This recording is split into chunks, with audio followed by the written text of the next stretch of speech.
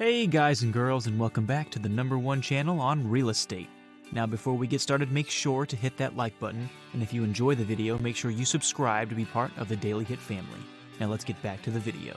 So you just put your house on the market, and now you're anxious to get it sold. But then you start to worry that you may have priced it too high or too low. It's pretty hard to know exactly how much your home is worth, and even harder to price it perfectly.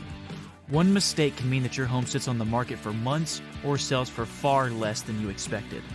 By following our simple tips, you can make sure that your home is priced correctly from the start and avoid costly mistakes. You know it all too well. Your pricing technique determines whether or not you'll be able to sell your property quickly. It's not always a straightforward procedure, and it may often waste time and money while creating irritation for both you and the buyer. Here are some of the most common home pricing mistakes shared by top real estate agents and brokers, as well as how to fix them. Mistake number 1, ending a price in 9.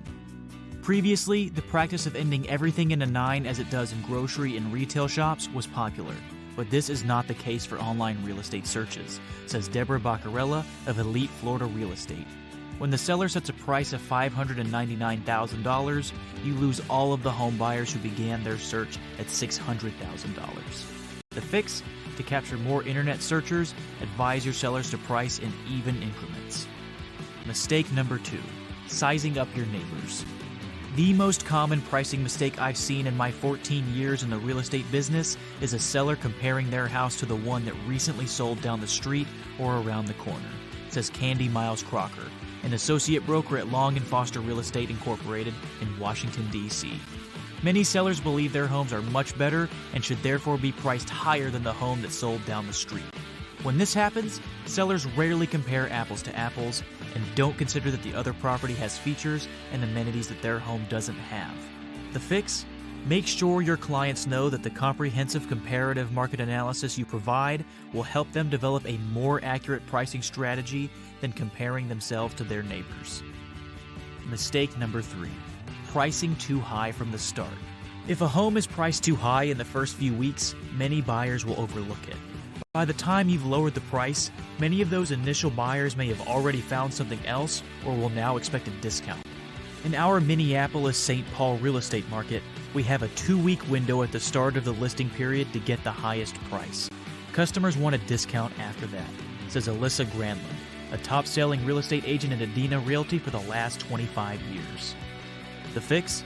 Granlund says if you have a seller who is not willing to price where you believe the value is, discuss and agree that once you have had 10 showings without an offer, it's time for a price reduction down to your price recommendation. Make sure to set up this expectation with your seller when you sign the listing agreement. Have a scheduled price reduction already agreed upon in terms of your listing agreement and as part of your overall marketing plan. This makes the price reduction call so much easier to make and gives your seller a benchmark to measure against. Mistake number 4, $1 in does not mean $1 out. Some sellers want to be compensated for the improvements they've made to their home. Some enhancements may increase value, but they frequently don't provide dollar-for-dollar value, says Miles Crocker. I've worked with a seller who had custom windows that cost $2,000 each. I told him that to a buyer, they were just windows, but he thought that they added dollar-for-dollar value to the home. Needless to say, I didn't get the listing because we couldn't agree on a price. In fact, the home never sold, and eventually he rented out the property. The fix? Provide your clients with a thorough competitive analysis and adjust appropriately for home improvements. In conclusion, it can be very difficult to price a home correctly, but with the right information and some careful thought, it can be done. These tips will help you make sure your income is priced accurately and attractively. Remember, pricing too high or too low can have negative consequences, so it's important to get it right. By following these simple tips, you can ensure that your home sells quickly and for the best possible price.